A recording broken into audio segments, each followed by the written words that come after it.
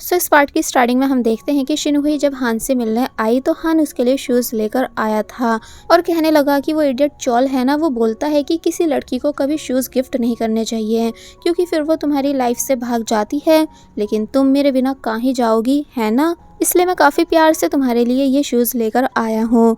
शिनहुई इस बात से थोड़ा डिस्टर्ब हो गई, लेकिन फिर उसने हान से कहा कि आज जहाँ तुम कहोगे हम वहीं घूमने चलेंगे।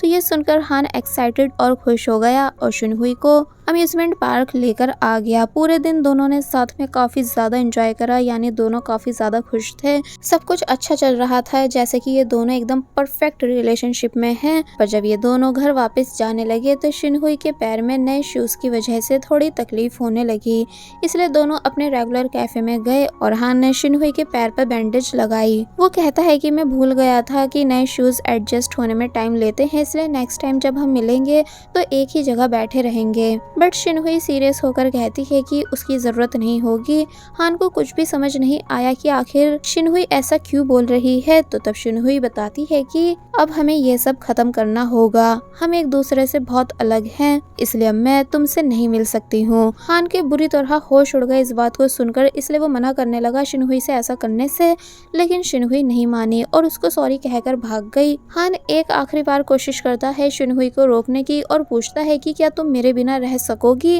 तो तब शिनहुई कहती है कि हाँ, वैसे भी हमें साथ में ज्यादा टाइम नहीं हुआ था, इसलिए इजीली मैं तुम्हें भुला सकती हूँ। और फिर तभी इतना बोलने के बाद वो रोते हुए यहाँ से चली गई और हान का दिल एक बार फिर टूट गया, यानी एक तरह से वो सदमे में जा चुका था।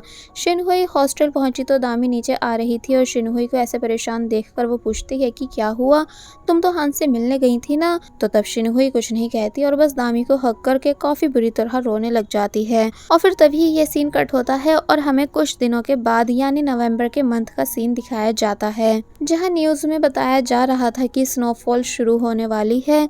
दामी और उसके दोस्त बाहर मौसम देख रहे थे कि तभी मैनेजर पीछे से आए और जानबूझकर दामी को धक्का देकर आगे चले गए और फिर उसको ही डांटने लगे कि मेरे रास्ते में बार बार खड़ी मत होया करो, लेकिन दामी कुछ नहीं बोलती। तो तब वो मुंह बनाते हुए चले गए।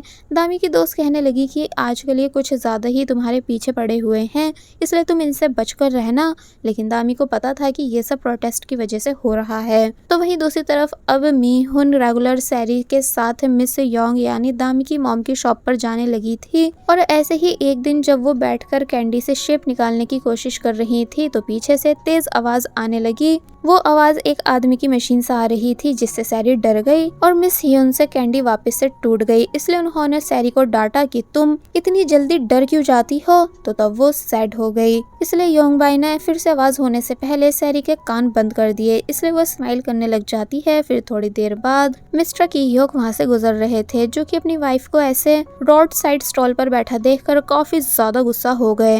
वो कार से उतरे और मिस मी ह्यून पर वही गुस्सा करने लगे कि जल्दी चलो मेरे साथ घर, मुझे भूख लग रही है और तुम हो कि यहाँ बैठकर टाइम पास कर रही हो। और फिर उन्होंने काफी जोर से अपनी वाइफ का हाथ पकड़ा और उनसे कार में बैठने का कहने लगे, जो कि मिस योंग को बिल्कुल अच्छा नहीं लगता। इसलिए वो भी मिस्टर की-ह्योक का हाथ पकड़कर कहने लग जाती हैं कि वो आ जाएंगी जब उनका मन करेगा, आप उन्हें ऐसे फोर्स नहीं कर सकते हो।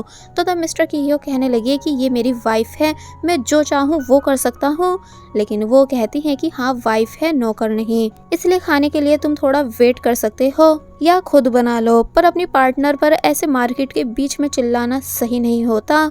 एंड मिस योंग ने मिस्टर की-ह्योक का अभी तक हाथ नहीं छोड़ा था, इसलिए वो घबरा गए और अपनी वाइफ से कहते हैं कि आधे घंटे में घर आ जाना, और ये कहकर वो चले गए।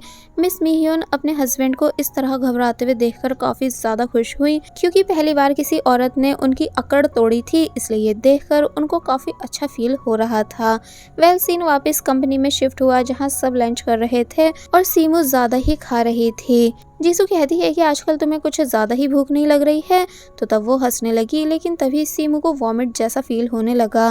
तो जीसू कहती है कि तुम्हें देखकर ऐसा लग रहा है जैसे कि तुम प्रेग्नेंट हो। तो तब इस बात से सीमू सीरियस हो गई, लेकिन शिनहुई ने कहा कि ऐसा मजाक मत करा करो, वो बेचारी अनमैरिड है। लेकिन तभी सीमू को वापस वॉमिट जैसा फील हुआ तो वो उठकर चली गई और ये तीनों उसके पीछे पीछे गई। वो सीमू को अकेले छत पर ले जाकर पूछती हैं कि क्या बात है। तो तब पता चला कि वो सच में प्रेग्नेंट है, लेकिन उसने ये नहीं बताया कि आखिर ये बेबी है किसका। सब काफ़ी ज़्यादा शॉक थे एंड दामी कहती है कि क्या तुम उस लड़के को बताओगी जिसका ये बेबी है, लेकिन सीमू ने मना कर दिया और कहती है कि मैं अबॉर्शन कराऊंगी क्योंकि मैं इसे पाल नहीं सकती हूँ। तो ये सुनकर वो सभी काफ़ी फिक्र के साथ उसको देखने लग जाती हैं। तो वही ऑफिस में कोई सीक्रेट अकाउंट था कॉर्पोरेट का जिसका हिस्सा मैनेजर ली को नहीं मिल रहा था, इसलिए वो काफ़ी ज़्यादा चिढ़ गए कि ऐसा आखिर कौन कर सकता है। फिर तभी उनके दिमाग में कुछ चलने लगा जो अच्छा नहीं था। तो वहीं दूसरी तरफ हान पूरे टाइम स्कूल में पढ़ता रहता और किसी चीज़ में इंटरेस्ट नहीं दिखा रहा था। च्योल कहता है कि तुम एक लड़की के पीछे इतने पागल क्यों हो रहे हो, और भी तो लड़कियां हैं ना जो तुम्हें पसंद करती हैं, जिनको तुम डेट कर सकते हो, वो तुम्हें रिजेक्ट भी नहीं करेंगी, जैसे मुझे भी दामी ने रिजेक्ट कर दिया था। लेकिन हान ने उसकी बातें इग्नोर कर दी। तो च्योल और ज़्यादा चिढ़ गया। तो वहीं शाम में मैनेजर ने दामी को ऑफिस में बुलाया और वो उस टाइम अकेले थे। मैनेजर ने यहाँ दामी पर झूठा ब्लेम लगाना शुरू कर दिया कि तुमने पैसों के साथ कुछ तो गड़बड़ी करी है, यानी पूरे किराए का हिसाब नहीं दे रखा है। तो तब दामी कहती है कि मैंने ऐसा कुछ भी नहीं करा है, पर वो मानते नहीं। एक्चुअली वो ये सब दामी से बदला लेने के लिए कर रहे थे और अपना सीक्रेट काम छुपाने के लिए भी। दामी ने कहा कि मैं कभी ऐसा गलत काम करती ही नहीं हूँ जो अब करूँगी, लेकिन मैनेजर उसको सुनाने लगे कि मुझे तुम पर भरोसा नहीं है। जिसके बाद नेक्स्ट सीन में हमने देखा कि हान वापस उस कैफे में गया जहां वो पहले शिनहुई के साथ आता था और उसने एक सॉन्ग रिक्वेस्ट डाली। तो वहां के मैनेजर ने पूछा कि आजकल आपकी गर्लफ्रेंड और आप दोनों अलग अलग टाइम पर क्यों आ रहे हो, पर चलो कुछ भी हो, आप दोनों हमेशा सेम सॉन्ग ही सुनते हो।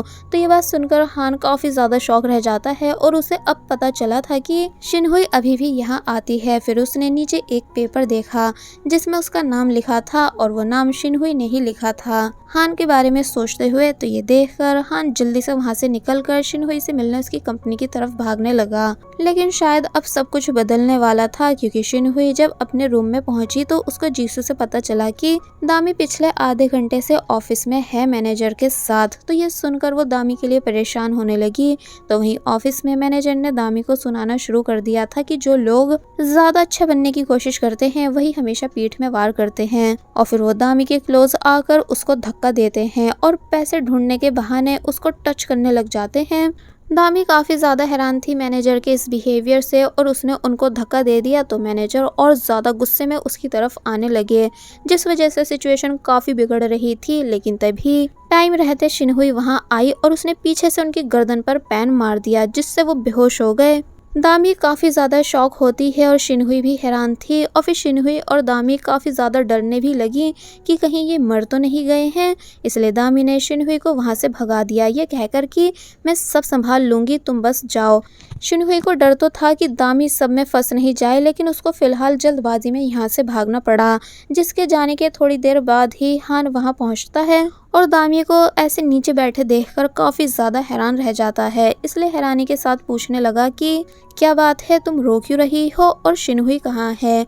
लेकिन दामी बस रोती ही गई और वो कुछ भी बता नहीं पाई, जिस वजह से हान भी कुछ समझ नहीं पा रहा था। पर तभी अचानक स्टोरी को हमें पूरे 7 साल बाद दिखाया जाता है, जहाँ हम देखते हैं कि सब मूव ऑन कर चुके थे। यानी कि दामी और सीमू ने कंडक्टर की जॉब छोड़कर सैलून में काम करना शुरू कर दिया था। एंड दामी जैसे ही सैलून पहुंची तो सीमू कहती है कि एक अजीब सा कस्टमर आया है, तो प्लीज़ तुम उसे हैंडल कर लो। तो इस बात के लिए वो मान गई। वो आदमी वाकई काफ़ी अजीब था और काफ़ी अजीब आवाज़ें निकाल रहा था जब दामी उसे हेड मसाज दे रही थी। फिर हेयर वॉश के बाद दामी रुकी तो वो कहने लगा कि वापस मसाज करो। तो इस बार दामी ने जानबूझकर उसका सर तेज से दबा दिया। आदमी चिढ़ गया कि तुमने इतनी तेज प्रेस क्यों करा। तो तब दामी कहती है कि मुझे लगा आपको पहले कुछ फील हो ही नहीं रहा था, इसलिए मैंने इस बार इतनी ज़ोर से करा। तो तब वो आदमी चुप हो गया। बाय द वे दामी अब जब बाहर आई तो एक कोवर्कर कहती है कि तुम्हारा बॉयफ्रेंड तुमसे मिलने आया है, जो सुनकर वो काफ़ी ज़्यादा खुश हो गई। और जब जैसी सामने देखती है तो पता चला कि यहाँ और कोई नहीं बल्कि हान आया है, जिसे देखकर दामी बस स्माइल करती जा रही थी। इसका मतलब ये दोनों रिलेशनशिप में आ चुके हैं। पर आखिर ये सब हुआ कैसे और शिनहुई कहाँ है, ये सब हमें नेक्स्ट पार्ट में पता चलेगा। और बस फिर इसी सीन के साथ ये पार्ट यहीं पर एंड हो जाता है।